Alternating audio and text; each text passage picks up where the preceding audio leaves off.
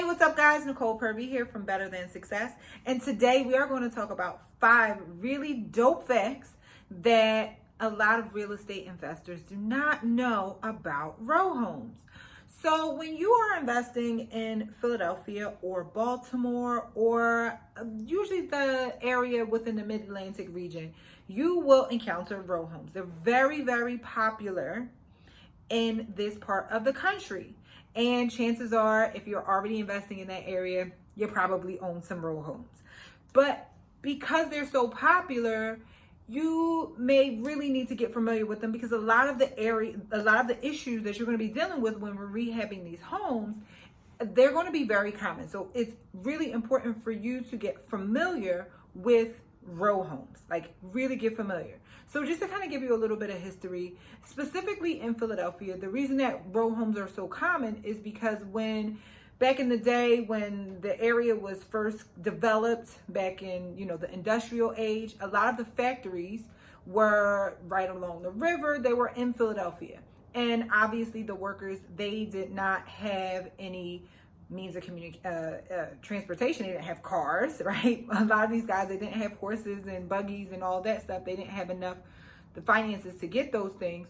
So what they did was the city or developers just developed these tightly packed homes that were close to the factories so that these guys could get to work easily. So this is why row homes are so common in Philadelphia and a lot of these industrial towns.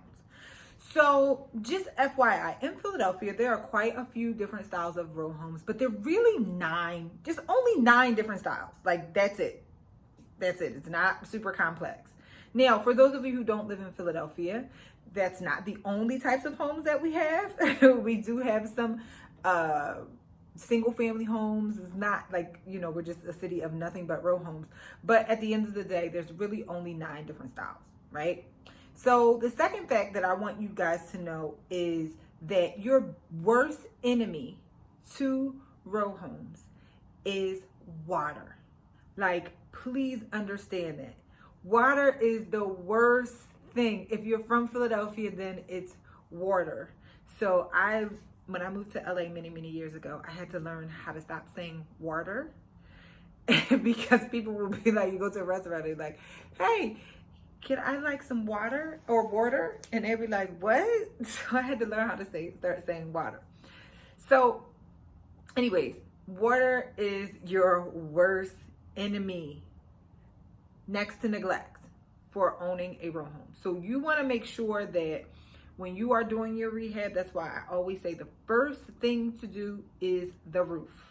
Always. But there's obviously, siding and all other different areas where water can come into your house. But you want to make sure that you keep your home waterproofed and you seal off everything and be very, very mindful of it. And, don't just let things just go by the wayside, because water can really, really damage your home. We already talked about water, but more specifically, I'm going to go into the most vulnerable area. I talked about that, which is the roof. So anytime I do a new rehab, I just automatically, in my mind, my roofer, I trust him.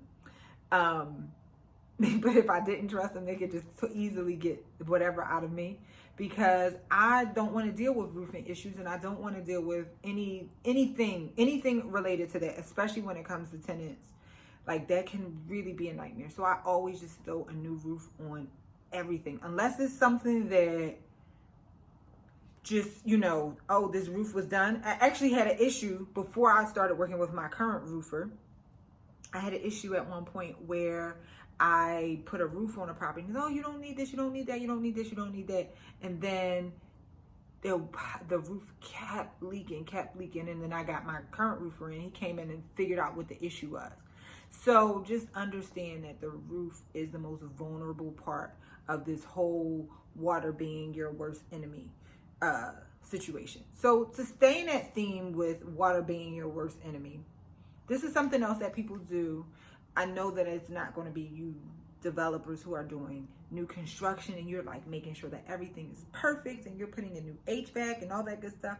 But I've seen people do this before, and this is really, really damaging to your property, is putting an air conditioner through the wall. That can really let moisture on the inside and can just have a huge chain of events that can really not go your way over time and just really just ruin the quality of your property. So do not put air conditioning through the walls, okay? Put the air, if you don't want to do new HVAC, if you don't want to give them central air, you put the air conditioner in the window. Don't put it through the wall. I've seen it, and trust me, it's just really bad for you to do for your home.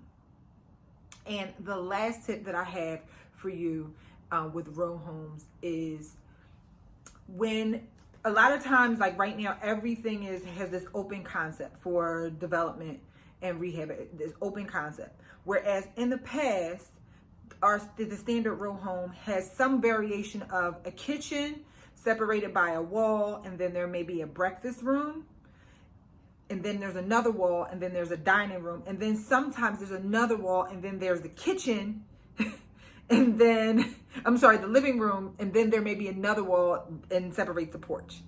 And so, this is how it was for a really long time.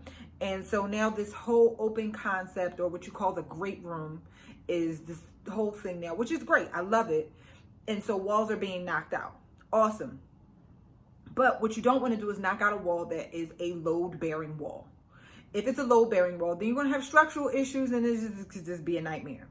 So it's never like, for sure, you always want to have a structural engineer come out and check it out. But you want to assume that if the row home is more than 16 feet wide, then the wall will be a load-bearing wall. Now, this is not a hard and fast rule. I can't say that you can like swear everything by it.